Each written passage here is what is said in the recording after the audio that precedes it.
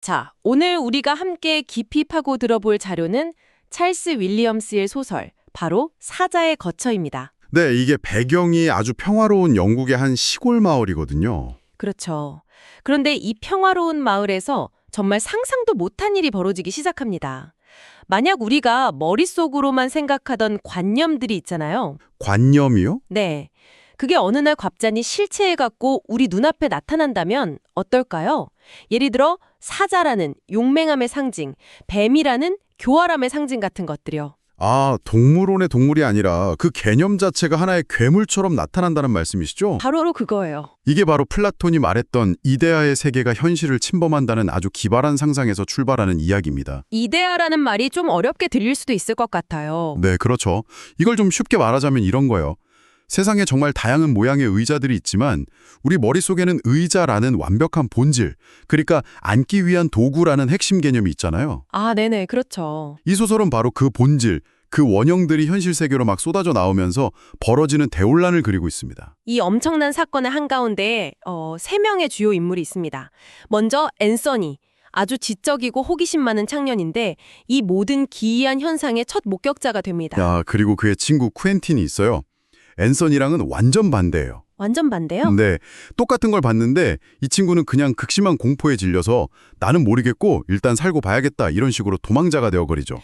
아, 같은 경험 앞에서 인간이 얼마나 다르게 반응하는지를 보여주는 인물이네요. 맞습니다. 그리고 마지막으로 다마리스, 아주 냉철한 학자예요. 자기만의 세계에 사는 사람이죠. 논리랑 이성으로 가득 찬 서재에 갇혀서 세상이 어떻게 돌아가는지 전혀 관심이 없는. 바로 그런 인물인데 자기가 평생을 바쳐 연구하던 바로 그 관념이 현실이 돼서 덮쳐오면서 인생이 송두리째 뚫리게 됩니다. 자, 그럼 이 세 사람이 대체 어떻게 이 말도 안 되는 사건에 휘말리게 되는지 그 시작점으로 한번 들어가 보시죠. 네, 정말 평범한 어느 날 오후였어요. 앤서니와 쿠엔틴이 한적한 시골길을 걷고 있었는데 어떤 저택 정원에서 진짜 이상한 걸 봅니다. 네. 갑자기 암사자 한 마리가 나타나서 정원사를 덮치는가 싶더니 눈 깜짝할 사이에 거대한 수사자로 변해서 포효를 하는 거예요. 와, 그 자리에서요? 이건 뭐 물리법칙을 완전히 무시하는 거잖아요. 그렇죠. 현실에서는 절대 일어날 수 없는 일이죠. 둘은 너무 놀라서 그 집 안으로 도망치는데요. 그 집 주인이 버링어라는 좀 신비로운 인물이에요. 그런데 이 사건 직후에 이 버링어가 원인 모를 깊은 혼수 상태에 빠져버립니다. 그리고 바로 그 집이 앞으로 벌어질 모든 혼돈의 중심, 뭐랄까 일종의 포털이 되어버리는 거고요. 맞습니다. 그러니까 앤서니랑 쿠엔틴이 이런 말도 안 되는 일을 겪고 있을 때 이 사건의 또 다른 중심인물인 다마리스는 완전히 다른 세상에 살고 있었다는 게 참 재밌어요. 네, 말 그대로 자기만의 세계에 갇혀 있었죠. 세상이 뒤집히든 말든 오직 자기 박사 논문 생각뿐인 인물이니까요. 그런데 그런 그녀의 완벽한 일상을 방해하는 게 딱 하나 있었어요. 아, 그 천둥 소리요? 네, 비도 안 오고 번개도 안 치는데 계속해서 들려오는 아주 기묘한 천둥 소리. 처음엔 그냥 좀 시끄러운 소음, 이 정도로만 생각했겠지만 사실은 그게 아니었던 거죠. 그게 바로 이데아의 세계와 현실 세계 사이에 균열이 생기고 있다는 첫 번째 경고음이었던 거네요. 그렇죠. 그녀의 이성으로는 도저히 감지할 수 없는 거대한 변화의 전조였는데 본인만 전혀 모르고 있었던 거예요.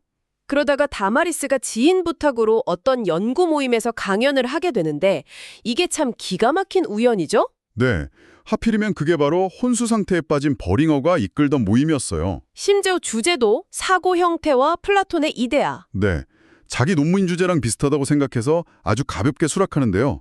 이 결정이 그녀를 돌이킬 수 없는 혼돈의 중심으로 밀어넣게 됩니다. 자기가 쌓아올린 그 이성의 성벽이 무너지는 첫걸음이었던 셈이네요? 맞습니다.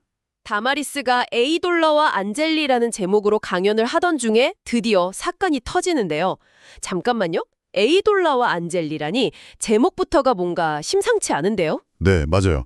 이게 고대 그리스어인데 에이돌로는 이미지나 환영을 뜻하고 안겔로스는 신의 메시지를 전하는 메신저를 뜻했어요. 아, 그러니까 실체 없는 이미지와 보이지 않는 메신저들에 대한 강연이었군요. 네, 바로 그 강연을 하는 순간 진짜로 실체 없는 이미지가 나타나버린 겁니다. 강연 중에 모임 멤버인 윌몬 양이 갑자기 비명을 지르기 시작해요. 방 안에 왕관을 쓴 거대한 뱀이 나타났다고요. 여기서 정말 흥미로운 지점은 이 공포라는 관념이 실체화될 때 모두에게 똑같이 보이는 게 아니라는 점이에요. 아, 그런가요? 네. 윌몬 양의 눈에는 그게 끔찍한 뱀으로 보이지만 다른 사람들 눈엔 아무것도 안 보여요. 그럼 아무 일도 없었던 건가요? 그게 아니죠. 대신 어디선가 형언할 수 없이 역겨운 냄새가 방을 가득 채웁니다. 아, 그러니까 어떤 사람에겐 시각적인 공포로 다른 사람에겐 후각적인 불쾌감으로 나타난 거군요. 바로 그겁니다. 이건 마치 우리 현실에서도 사회적 불안감 같은 추상적인 공포가 있잖아요. 네네. 그게 어떤 사람에게는 경제 위기로, 다른 사람에게는 정치적 갈등으로 각자 다른 모습으로 나타나는 것과 좀 비슷하지 않나요? 와, 그러네요. 하나의 원인이지만 각자가 가장 두려워하는 형태로 발현되는 거군요. 네. 이 소동이 있고 나서 모임의 다른 멤버인 포스터라는 사람이 앤서니에게 진실을 설명해줘요. 버링어의 영적인 시도 때문에 이데아 세계와 현실 세계의 경계가 무너졌고 그래서 사자, 뱀 같은 존재의 원형들이 넘어오고 있다는 거죠. 그러면서 정말 소름 돋는 사실이 밝혀지잖아요. 네, 바로 그 천둥 소리의 정체죠. 다마리스가 그저 잠 설치게 하는 소음으로 여겼던 그 소리가 사실은 날씨가 아니라 현실로 넘어온 원형의 사자가 내지르는 포효 소리였다는 건. 상상만 해도 끔찍하죠. 내가 듣는 소리가 사실은 다른 차원의 존재가 내는 소리라니. 이때부터 상황이 정말 걷잡을 수 없이 악화되죠. 친구 퀸틴은 완전히 이성을 잃고 자신이 그 사자에게 쫓긴다는 망상에 빠져서 도망자가 되어버리고요. 다마리스 아버지에게도 이상한 일이 생겨요. 곤충학자였는데 수많은 나비들이 하나의 거대한 나비, 그러니까 나비의 이데아에게 흡수되는 환영을 본 거예요. 아, 그 뒤에 완전히 미쳐서 나비에 대한 광적인 집착에 빠지죠. 평생을 연구하던 대상의 본질에 잡아먹혀버린 겁니다. 이제 인물들이 갈라서는군요.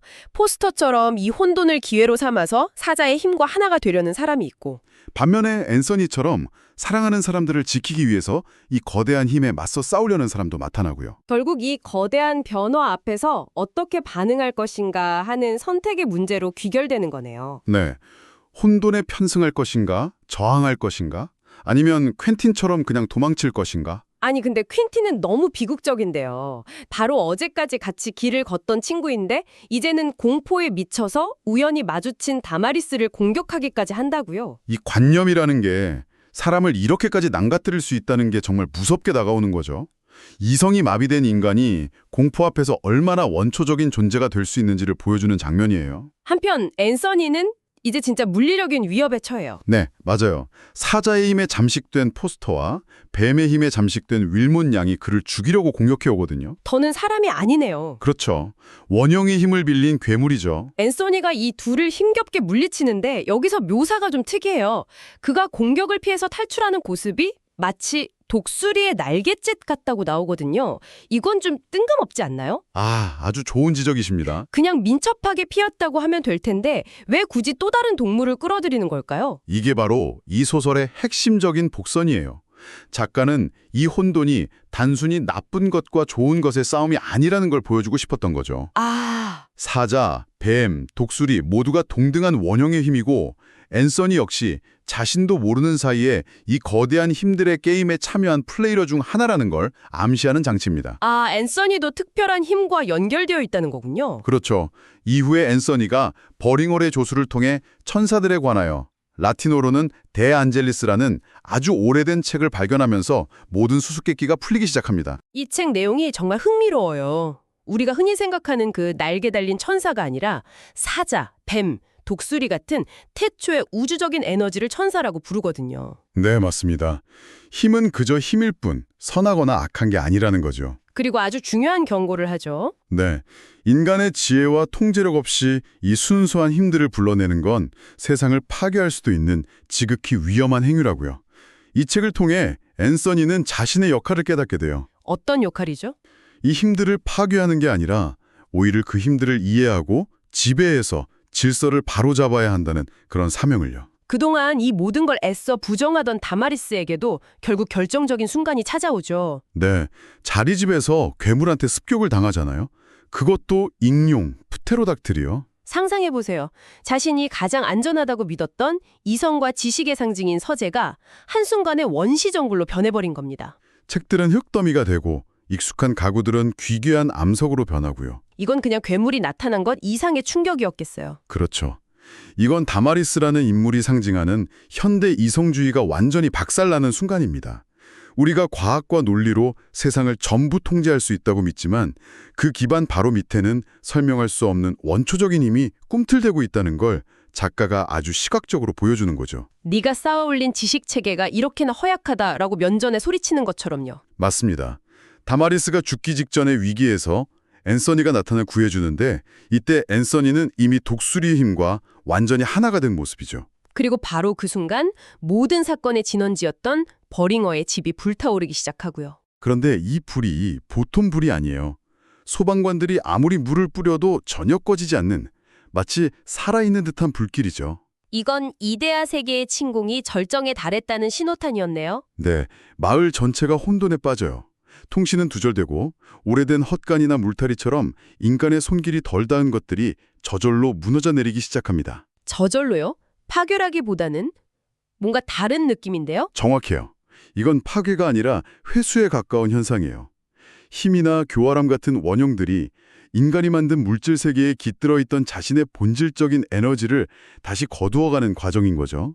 인간이 세운 문명의 기반이 뿌리부터 흔들리기 시작한 거군요. 네. 이 아수라장 속에서 완전히 각성한 다마리스가 퀸틴을 찾아 나서잖아요. 이성과 합리주의를 버리고 연민과 사랑이라는 새로운 원칙에 따라 움직이기 시작한 거죠. 네. 그리고 사자의 힘에 취한 포스터에게 쫓기는 퀸틴을 발견하고는 자신을 희생해서라도 그를 구하려고 해요. 바로 그 순간 기적이 일어납니다. 기적이요? 순수와 결백의 상징인 어린 양의 원형이 나타난 겁니다. 아, 어린 양. 네. 그리고 자신의 힘을 제어하지 못하던 포스터는 결국 자신이 불러낸 그 사자의 힘에 의해 스스로 파멸하고 말아요. 힘만으로는 모든 것을 지배할 수 없다는 걸 보여주는 상징적인 최후죠. 와, 정말 숨가쁘게 달려왔네요. 잠시 정리해보면 결국 모든 것은 버링어라는 한 인물의 시도에서 시작됐는데 그 결과 마을 전체가 거의 멸망 직전까지 간 거군요. 네. 어쩌면 선한 의도였을지라도 인간이 감당할 수 없는 힘을 통제 없이 불러냈을 때 어떤 재앙이 닥치는지를 극적으로 보여주는 거죠. 앤서니는 이 모든 걸 겪으면서 자신의 진짜 사명을 깨닫게 되고요. 그렇죠. 그의 임무는 이 원형들과 싸우는 게 아니었어요. 싸우는 게 아니라면 그럼 뭐죠? 바로 균형을 되찾는 것이었습니다. 사자의 힘과 어린 양의 순수함 사이의 조화를 되찾아주는 것. 아, 태초의 아담이 에덴 동산의 동물들에게 이름을 붙여주며 질서를 부여했던 했던 것처럼 현실로 쏟아져 나온 이 혼란스러운 원형들을 다시 이름 붙여서 질서를 회복하는 것. 새로운 시대의 아담으로서의 역할을 받아들인 거죠. 이름을 붙인다는 게 단순히 명명하는 행위가 아니라 그 본질을 이해하고 제자리를 찾아준다는 의미군요. 바로 그겁니다. 앤서니는 다마레스를 데리고 모든 것이 시작되었던 그 정원으로 가요. 이제 그곳은 신화 속 에덴 동산처럼 변해 있죠. 그리고 그곳에서 모든 원형들을 불러 모으는군요. 네, 놀랍게도 그의 부름에 그 사납던 원형들이 순순히 따르고 앤서니는 그들 하나하나에게 이름을 부여함으로써 혼돈에 빠졌던 힘들을 제어하고 두 세계 사이의 위험한 균열을 봉합합니다. 평화로운 정원에서 시작된 이야기가 우주적인 대혼란을 거쳐서 다시 그 정원에서 질서를 되찾으며 끝나는군요.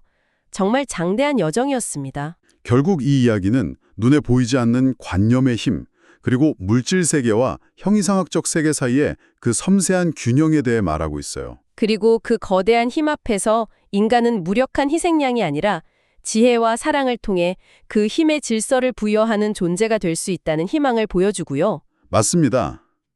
이야기는 균형이 회복되면서 끝나지만 우리에게 아주 흥미로운 질문을 던지는 것 같아요.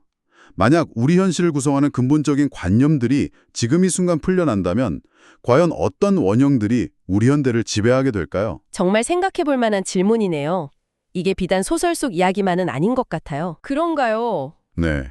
요즘 알고리즘이라는 보이지 않는 힘이 우리 생각과 소비를 지배하는 걸 보면 이것도 일종의 현대적인 원형이 현실을 침범하는 거라고 볼 수 있지 않을까요? 아, 그러네요. 우리는 그 힘을 이용하려고 하지만 자칫 잘못하면 포스터처럼 그 힘에 잠식당할 수도 있는 거고요. 바로 그겁니다. 우리 시대의 사자는 어쩌면 인공지능일 수도 있고 그에 맞서는 어린 양은 인간의 창의성일 수도 있겠어요. 네, 충분히 그렇게 볼 수 있죠. 이 소설이 거의 100년 전에 쓰였다는 게 믿기지 않을 정도로 정말 날카로운 질문을 던지네요. 우리 시대의 사자와 어린 양은 무엇일지 각자 한번 생각해 보는 것도 아주 흥미로울 것 같습니다.